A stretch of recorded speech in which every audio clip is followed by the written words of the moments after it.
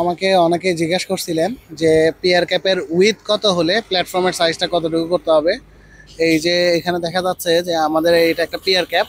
তো এই peer ক্যাপের with আছে 2500। পুরো পিয়ার ক্যাপটা দেখাও। এই তিনটা কলাম মিলায় একটা পিয়ার ক্যাপ। এই পিয়ার ক্যাপের উইথ আছে 2500। তো এই 2500-র জন্য কিন্তু আমরা যে নিচে যে প্ল্যাটফর্মের যে বিমগুলো ইউজ করছি, এই যে আই বিমগুলা, এই আই বিমগুলা ইউজ করছি 5 মিটার 500।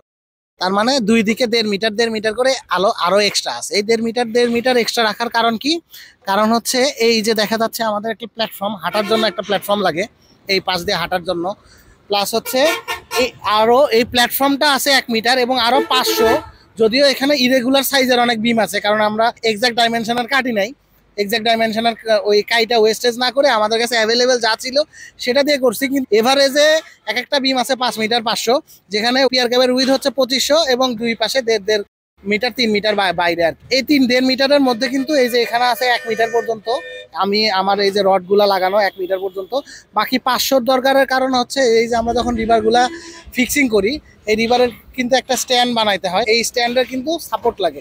এই স্ট্যান্ডটা জাস্ট এখান থেকে দাঁড় করে ওয়েল্ডিং করলেই কিন্তু এটা স্ট্যাবিলিটি থাকবে না, এই যে এরকম মুভ করবে। তো এটাকে স্টেবল বানানোর জন্য কিন্তু সাপোর্ট দিতে হয়। তাছাড়াও আমরা যখন সাইড শাটার করব, সাইড শাটারে টেম্পোরারি সাপোর্ট দিতে হয়। সাপোর্টের জন্য কিন্তু বিমের সাইজটা একটু বড় হইলে সুবিধা।